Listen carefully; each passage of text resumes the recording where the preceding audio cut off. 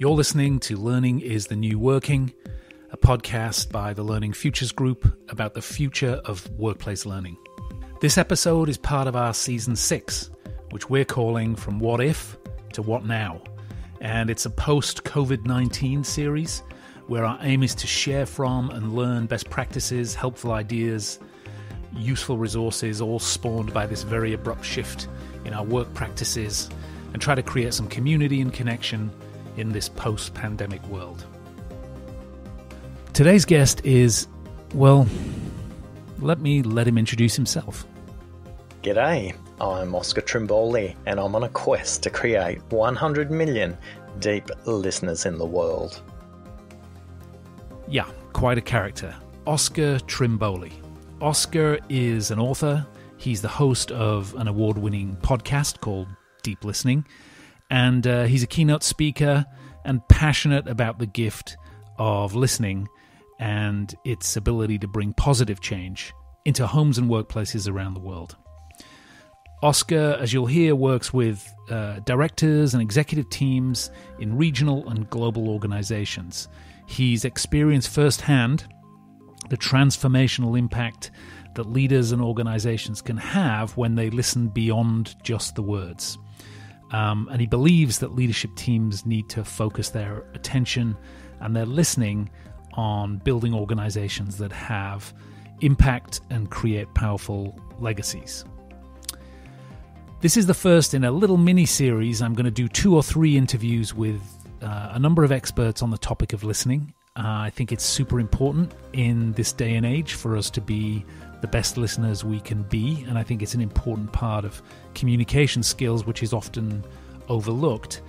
Oscar is a great place to start. He's really a deep thinker and an expert on the topic.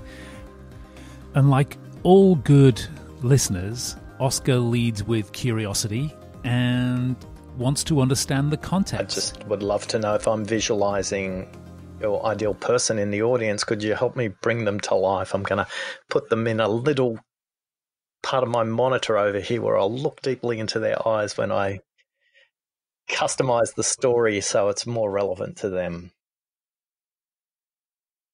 So with the meta stuff out of the way and a conversation about recording technology and microphones, do your best to give a deep listen to my conversation with Oscar Trimboli.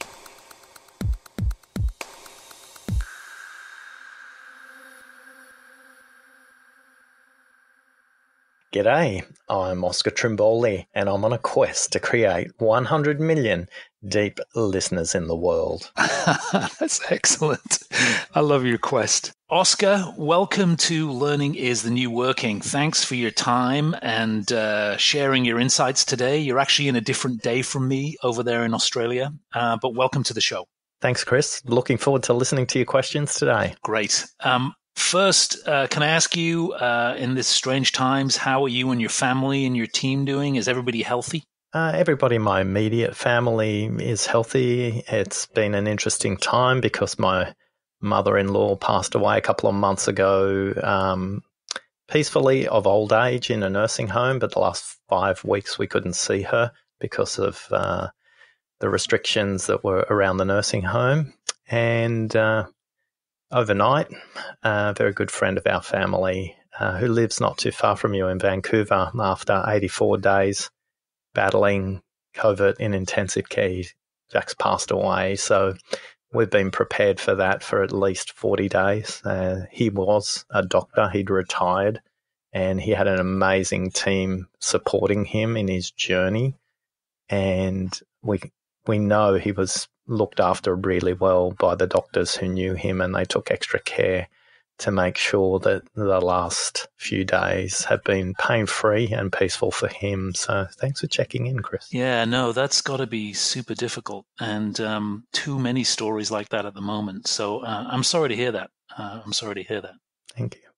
What is the kind of work that you do now, Oscar? Well, now I'm on a quest to create 100 million deep listeners in the world, and that started off as 1 million deep listeners in the world, and somebody challenged me and said, hey, come back next month and figure out if you can do it with 10 million. And my brain blew up. I was like, how can I do 10 million? I came back next month and Matt said to me, Oscar, come back next month, add a zero. I was like, Matt, how many months are we going to have this conversation about adding zeros? And he said something that I'll never forget. He said, if you can achieve your goal in your lifetime, it's not ambitious enough. And that's completely transformed the way I think about this quest to 100 million deep listeners. Whether I achieve it or not, I'm not sure. Is it worth shooting for? Absolutely. Has it got me thinking about the way I communicate and transmit this idea around the world? Absolutely. If I was going to do, I've passed 1 million. We're at 1.7 million people we've touched so far. So for me, I think about that original goal of only 1 million. And then Kevin in Atlanta challenged me once and said, Oscar, 100 million's easy. You just need to open up a few more outlets, just like McDonald's or Starbucks. And that's got me thinking about the world in a completely different way as well. Because when we think about this very simple story, Chris, December 30th, Wuhan, China, a basketball-loving doctor, Dr. Lai, he has just sent a message out to 6 other people that he played basketball with who are all doctors saying, watch out. There are people dying in my hospital from a SARS-like condition, and I'm really worried because it's quite lethal. That moved from WeChat into Chinese social media, and within 2 days, the Chinese authorities came and saw him at the hospital and asked him to completely recount what he had said because they thought it wasn't true. Now, for 4 days, he had this huge ethical dilemma. And he ended up recounting, but in that time, he actually caught COVID. He ended up dying in April from the disease. But those couple of days that were lost because the Chinese authorities were trying to stop somebody saying something they didn't want to hear to shut down this Dr. Lai meant that the disease had spread so much faster. So the cost of not listening for me is huge. It's literally a global pandemic because the authorities weren't willing to listen to somebody with a differing opinion, a differing perspective. So if we can all be open, and before we judge the Chinese authorities too quickly, in your workplaces, you judge people from a different profession, a different age group, a different culture, and you think their idea isn't worthy because it's not similar to yours. So I'd encourage you to reflect on this simple question: who aren't you listening to? And what's causing you to have listening barriers that are stopping that opinion being surfaced in your organization? So that's the quest for 100 million deep listeners. For most of us, the cost of not listening is projects running over schedule, and they're projects running over cost, they're projects not delivering what people want. It's not a global pandemic, but for each of us, we have our own version of a global pandemic in our workplace. I can definitely see how the inability to listen effectively causes all kinds of problems. I mean, you've a great illustration there. Can we just step back a little bit and talk about sort of what listening is? I read your book, and in prep for our conversation, one of the things that you pointed me at was a really amazing TED talk by Evelyn Glennie, who's somebody I know. I don't know her personally, but I know her work. She's a Scottish percussionist who is profoundly deaf, and that seems like a contradiction, right? And she describes in her TED talk how we listen with all of our bodies, not just with our ears. What do you know about the sort of key psychological and biological systems? How does listening work? Well, the first thing I want to do is just make a distinction between hearing and listening. So we hear all the time. In fact, you hear in your sleep. That's why a noise will wake you up in the middle of the night.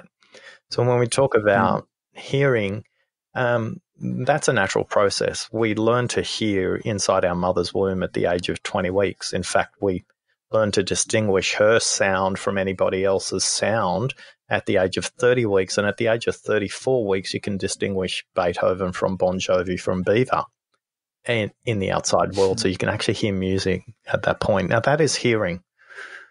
Listening is you paying attention and you being conscious of the dialogue that you're in or you may be just hearing something from the stage, but you're still interacting because you need to pay attention.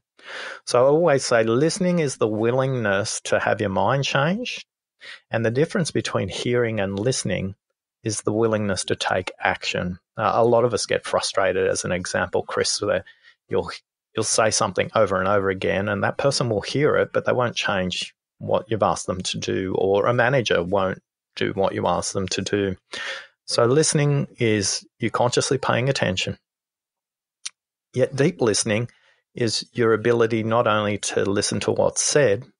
The difference between listening and deep listening is your ability to listen to what's not said, to listen to those other words that people haven't said yet. There's a very simple piece of neuroscience you should be aware of, that we speak at 125 words a minute, yet we can think at 900 words a minute.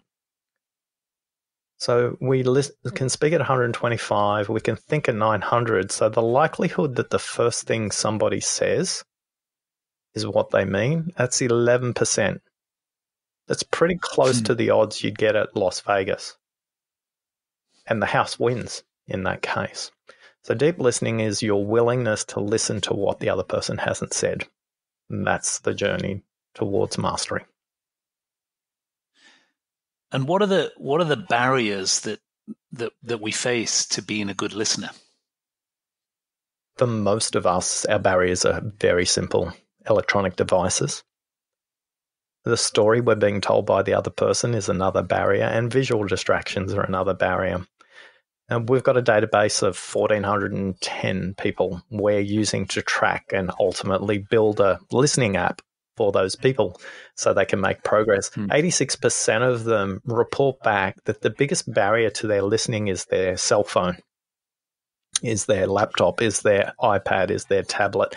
Any device that can notify you with a red dot, a buzz, a bing, whatever the notification is, you can triple your listening productivity by merely switching those devices off when you go into a conversation.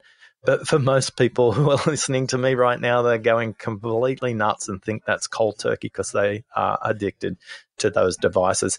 There is no coincidence, Chris, that the people who write software for the slot machines in Las Vegas and the psychologists they work with to drive addictive behavior are the same people who help the app industry get you to infinitely scroll on a screen or react really quickly to the dopamine hit that comes with a notification. So I always say, use the technology, don't let the technology use you. So the first distraction is electronic. The next distraction is your own listening filters. And my daughter-in-law is a judo player. And at the age of 21, she was very excited because she used to walk to training, but then she got a bike, her pride and joy. And she rode that bike to training one day. She got hit by a car. The bike was completely mangled, but so was her ankle, Chris. And she knew there was about 700 meters for her to walk with a mangled bike and a broken ankle to a local surgery. I want to take you inside the surgery, and she's being attended to by the doctor inside the surgery. She's already seen the reception. They've ushered her in straight away. She's sitting on the bed, and the doctor is asking Jen a handful of questions. And the first question is, why is your bike in here? And Jen's put all the savings behind this bike. But Chris, in your mind, what I'd love to know is the doctor. How are you visualizing the doctor in this story? How would you describe the doctor? How old are they? How tall are they?